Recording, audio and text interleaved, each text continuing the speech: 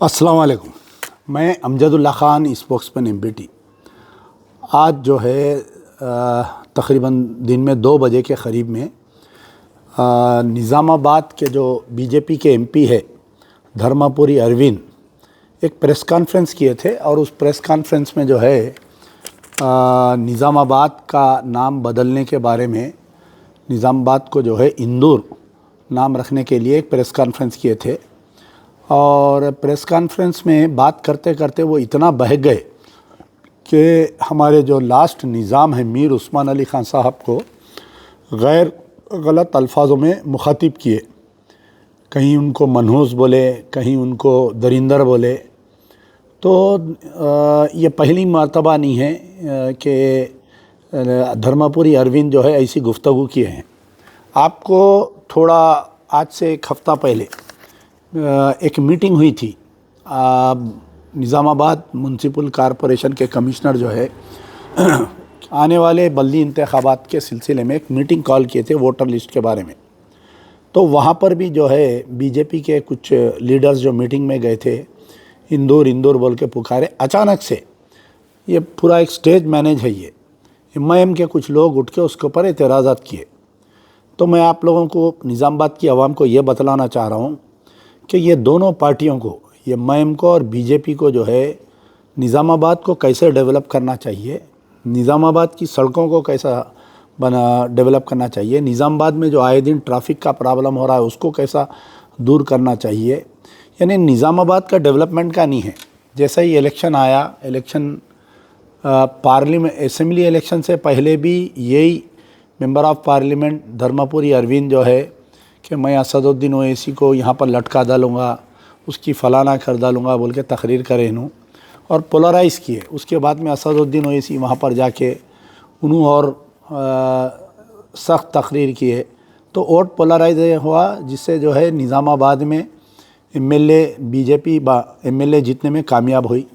फिर parliament election में भी ऐसा ही पोलराइजेशन किया गया और ये दोबारा एमपी बन गए। पिछले 5 साल में अगर इनका रिकॉर्ड निकाल के देखें तो अपने पार्लियामेंट हल्के में कोई कारकर्दगी नहीं है इनकी। तो आज फिर अब जैसा ही म्युनिसिपल इलेक्शन आया तो फिर से इनके पेट में दर्द शुरू हो गई और निज़ामाबाद का नाम बदल के इंदौर रखना है। लेकिन बड़े अफसोस के साथ कि मैं हमारे निज़ामाबाद के एमपी धर्मापुरी अरविंद को ये बोलना चाह रहा हूँ कि आपके वालिद जो है एक लंबा सियासी तवील उनका सियासी करियर रहा। वो एमएलए से एमएलसी, एमपी, फिर उसके बाद में मिनिस्टर, फिर पीसीसीआई सदर, यूनाइटेड आंध्रा में पीसीसी के सदर रहे उन्होंने। तो वो बेचारे जो है कभी भी ऐसी कोई गुफ्तगू नहीं किए।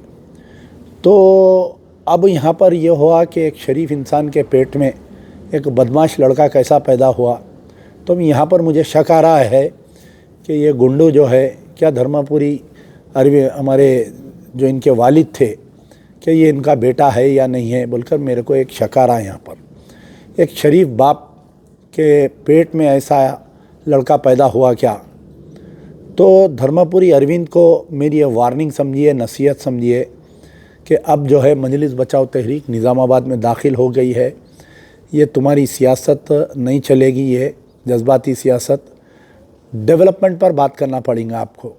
जब भी आप आएंगे तो आपको जो है डेवलपमेंट के ऊपर बात करना पड़ेगा। तो मेरी गुजारिश है निज़ामाबाद की आवाम से। और एक दूसरी चीज़ ये हुई कि ये बयान आने के बाद से कुछ ही देर के बाद में, प्रेस कॉन्फ्रेंस कंडक्ट करने के कुछ ही देर के बाद में धर्मापुरी अरविंद जो है एक फ़ोटो पोस्ट करते हैं। श्री साई चैतन्य आईपीएस जो निज़ामाबाद के कमिश्नर ऑफ पुलिस है, उनके साथ एक फ़ोटो आती है इनकी। तो उस फ़ोटो में जो है उनसे मिलते हुए तस्वीर पेश करते हैं। तो हम तो ये चाह रहे थे कि धर्मापुरी अरविंद की जो गुफ्तगू है इसके ऊपर सो मोटो एक्शन लेते हुए पुलिस कमिश्नर एक केस बुक करेंगे। लेकिन मैं कई घंटों तक मालूमात हासिल करते रहा। फिर उसके बाद में निज़ामाबाद के कुछ गैर मुस्लिम तंजीमें जाकर इनको नुमाइंदगी करने लगे तो चैतन्य साहब अवेलेबल नहीं थे। तो शायद मैं समझता हूँ कि कल लोग जाकर उनको नुमाइंदगी करेंगे और इसका सख्त नोट लेते हुए तमाम निज़ामाबाद के जितने सियासी गैर सियासी तंजीमें हैं, खाली मुस्लिम नहीं, क्योंकि निज़ाम जो है खाली मुसलमानों के बादशाह नहीं थे, उनकी एक तवील तारीख़ रही, एक सेकुलर राजा रहे, तो दूसरे तंजीमें भी इनके ख़िलाफ़ में केस बुक कराई है और इनको कैफर किरदार तक पहुंचाइए। लेकिन बड़े अफसोस की बात है कि कमिश्नर ऑफ पुलिस सही चैतन्या सो मोटो एक्शन नहीं लिए। हम इसके बारे में उनको भी लेटर लिखे हैं कि और उसके इन्हों एक्शन नहीं लेते बोल के मेरे को कैसा भी हम उनको लेटर लिखे कि आप जो है इसके ऊपर सो मोटो एक्शन लीजिए। इन्हों नहीं करते मेरे को मालूम, क्योंकि इनको थोड़ा सॉफ्टनेस है बीजेपी की तरफ से कमिश्नर साहब को। तो फिर हम जो है हमारे डीजीपी शिवधर रेड्डी साहब को भी लेटर लिखे हैं मजलिस बचाओ तहरीक की तरफ से कि इनके ऊपर सख्त से सख्त एक्शन लिया जाए। शुक्रिया। यार जिंदा सोबत बा।